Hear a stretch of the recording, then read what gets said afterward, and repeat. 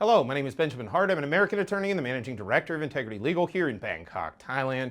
As the title of this video suggests, we're talking about 221G refusals.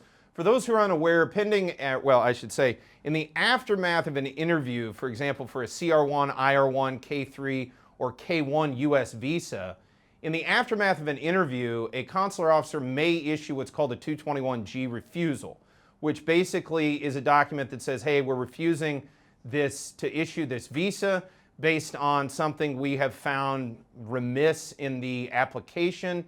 Now, here in Thailand, and let me actually sort of be clear on this. I've noticed other immigration practitioners, I'm very much a backwards practitioner in terms of U.S. immigration to my colleagues in the United States. My colleagues back in the States deal with things from their office in the States. Now, some of them may travel around and may help with consular processing in other countries, but it's kind of rare to find an American attorney that does consular processing that's based in the country where they do it, and that's kind of their little piece of the river, if you will, and I've always viewed Thailand as that. I mean, at this point in my career, I don't really process much of any other caseload in the region around Thailand. I mostly just stick with Thailand. Not saying I can't. I've processed cases out of Laos, Cambodia, Myanmar, Philippines, Singapore, Malaysia even a couple times, but actually never done Vietnam. But the long story short, the point I'm trying to make is I'm based out here.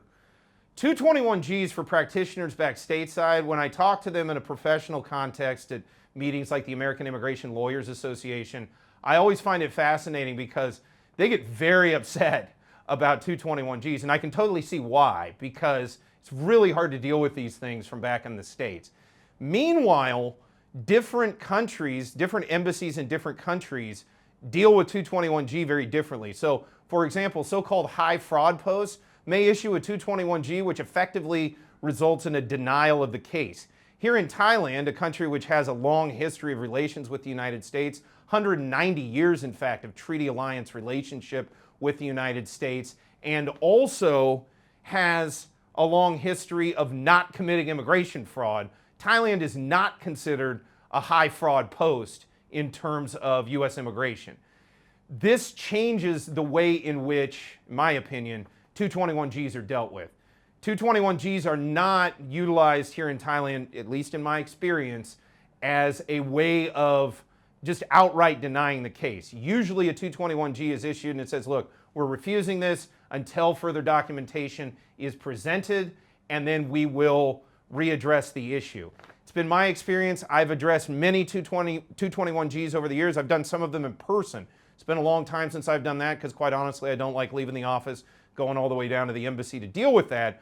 But yeah, long story short, 221Gs are a real problem to deal with for some folks. I have found it's just kind of part of our routine. We get them sometimes, we don't get them sometimes.